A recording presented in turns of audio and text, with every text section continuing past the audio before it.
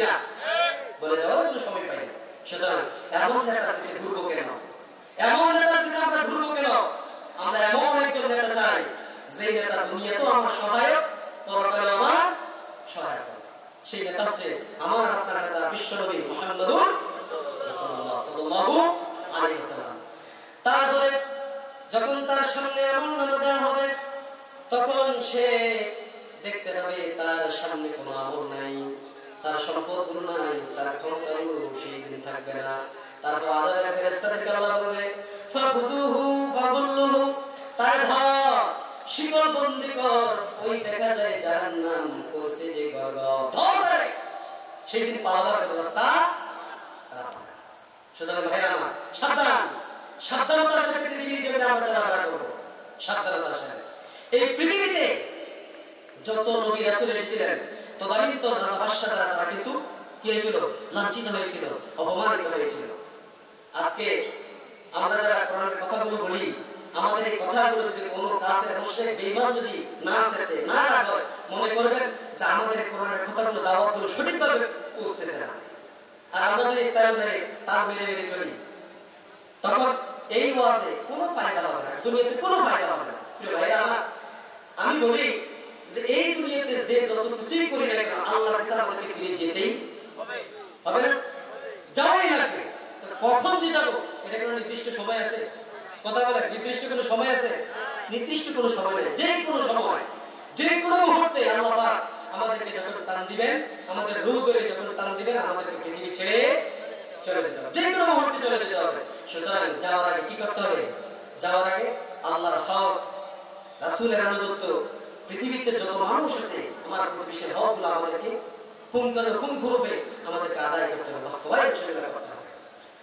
আমার প্রিয় ভাইরা, আমরা দুনিয়ার জমিনে এসেছি, আমাদেরকে আল্লাহর কাছে চলে যেতে হবে। রব্বুল আলামিন বলেছেন সূরা মুমিনুনের শেষের দিকে, আফাহাসিবতুম আন্নামা খালাকনাকুম আবাসান ওয়া আন্নাকুম ইলাইনা লা তুরজাউন।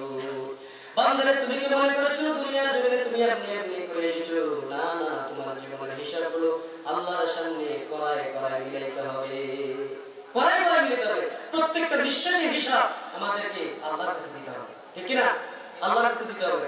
যদি কোনো আযাবের ফেরেশতার সামনে যদি আমরা ধরা পেয়ে যাই, জি শেষ, আমিও শেষ করছি, যদি আযাবের ফেরেশতার সামনে যদি আমরা ধরা পেয়ে যাই তাহলে কি হবে?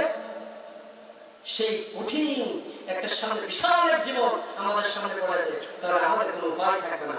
আমার শেষ কথাটা আমি বলে যাই, সেটা হলো ভাইরা আমার, আসুন আল্লাহর জমিনে আল্লাহর দ্বীন কায়েম করার জন্য আমাদেরকে এগিয়ে যেতে হবে। আল্লাহর জমিনের উপর নামাজ কায়েম করা যেমন ফরজ, আল্লাহর দ্বীন কায়েম করাও তেমন ভাবে ফরজ। তো একটা আমল আমি শেষে গিয়া আমি বলে যেতে চাই, মা মহিলাদেরকে যদি প্রজেক্টরের ব্যবস্থা থাকে, আমার আলোচনা তো জানি মাগরিবের পরে হুজুর তো এখন আলোচনা শুনবেন না, যেহেতু প্রধান বক্তারা আছেন তাদের আলোচনা শুনবেন, তারপর আমার মাইকের আওয়াজ যদি আপনাদের কানে যায়, আমি শুধু আপনাদের কাছে একটা জিনিস আমি বলতে চাই। আল্লাহ রাসূল বলেছেন এই দুনিয়ার কোনো নারী যদি 4টা কাজ করে তাহলে আল্লাহর জান্নাতে 8টা দরজা আছে। কয়টা দরজা? কথা বলে কয়টা দরজা? 8টা দরজা, যে কোনো দরজা দিয়ে যাবে, যে কোনো দরজা দিয়ে সে ঢুকতে পারবে। আল মারআতু ইযা সাল্লাত খামসাহা ওয়া সামাত শাহরা ওয়া আতাআত বা'লাহা ওয়া হাফিজাত ফুরুজাহা ফালতাদখুল মিন আইয়ি আবওয়াবিল জান্নাতি শাআ। দুনিয়ার কোনো নারী যদি কয়টা কাজ করে? 4টা। এক নাম্বার কাজ হলো সে যদি 5 ওয়াক্ত নামাজের হেফাজত করে, 2 নাম্বার কাজ হলো যখন মায়ের রমজানের রোজাগুলো রাখে, 3 নাম্বার কাজ হলো সে যদি স্বামীর খেদমত করে, আর 4 নাম্বার কাজ হলো সে যদি তার লজ্জাস্থানের হেফাজত করে, তাহলে জান্নাতের 8টি দরজার যে কোনো দরজা দিয়ে ওই নারী জান্নাতে চলে যাবে। আমার মা মহিলারা, শেষ কথা, আমার আলোচনা শেষ, সেটা হলো সাগরের মধ্যে 2 ধরনের শামুক থাকে। একেবারে 5 মিনিটের মধ্যে কথা শেষ। সাগরের মধ্যে 2 ধরনের শামুক থাকে, একটা হচ্ছে সাগরের চরে ভাসে, আর একটা থাকে সাগরের গভীরে। যেটা চরের মধ্যে ভাসে এখানে দেখবে যে বিভিন্ন ধরনের কাঠ, শ্রীগাল বা শকুনে এগুলো ঠোকরায় খায়, খায় না। আর যেটা সমুদ্রের তলদেশে থাকে সেটার মধ্যে পাওয়া যায় মণিমুক্তা। কি পাওয়া যায়? মণিমুক্তা।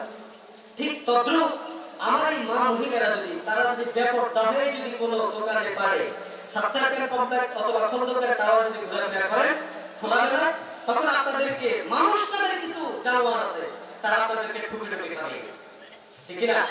আর আপনারা যদি পর্দার ভিতরে থাকতে পারেন, যেমনি ভাবে করে গভীর সমুদ্রের তলদেশে এই ঝিনুকের মধ্যে পাওয়া যায় দামি দামি জিনিস, ঠিক আপনি যদি পর্দার ভিতরে থাকতে পারেন, আপনার গর্ভ থেকে বের হয়ে যাবে আল্লাহর ওলি, ঠিক না? কথা শেষ। যেই বনের মধ্যে বাঘ থাকে না, সেই বনে হরিণও থাকে না। প্রশ্ন করতে পারেন, বাঘ তো দেখলে হরিণকে দেখলেই তো খায়, আপনি আবার কোন ধরনের কথা বললেন? যেই বনের মধ্যে বাঘ থাকে না, সেই বনে হরিণ থাকে না।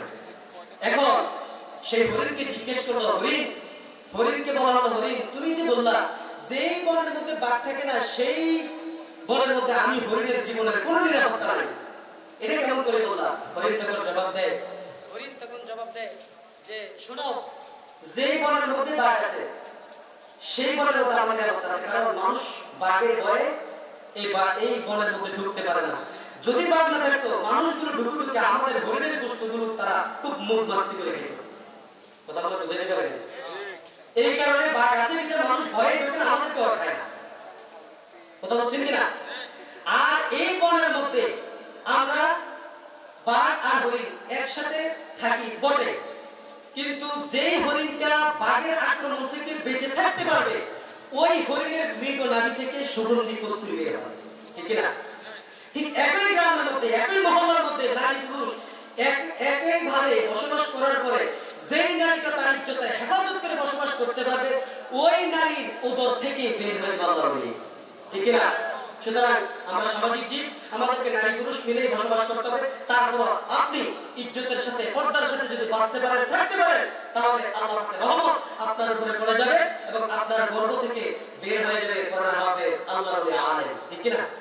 আমি শেষ আলোচনাটা এই কথাটাই রাখলাম। আমার মা মহিলারা যারা আছেন, বিভিন্ন ধরনের আলোচনা হবে পর্দা নিয়ে। আমি বলেছিলাম আপনারা পর্দার হেফাজত করবেন। আর যে কথাটুকু আমি বললাম, আল্লাহ পাক যেন আমাদেরকে এই কথাগুলোর উপর আমল করার, শোনার, আমল করার তৌফিক দান করে। আমরা সকলে বলি আল্লাহুম্মা আমিন। হাযা মা ইনদি ওয়া ইলমু ইনদাল্লাহ, আলাইহি তাওয়াক্কালতু ওয়া ইলাইহি। আসসালামু আলাইকুম ওয়া রাহমাতুল্লাহি ওয়া বারাকাতুহু। এখন সালাতুল ইশার আযান হবে, যাদের জন্য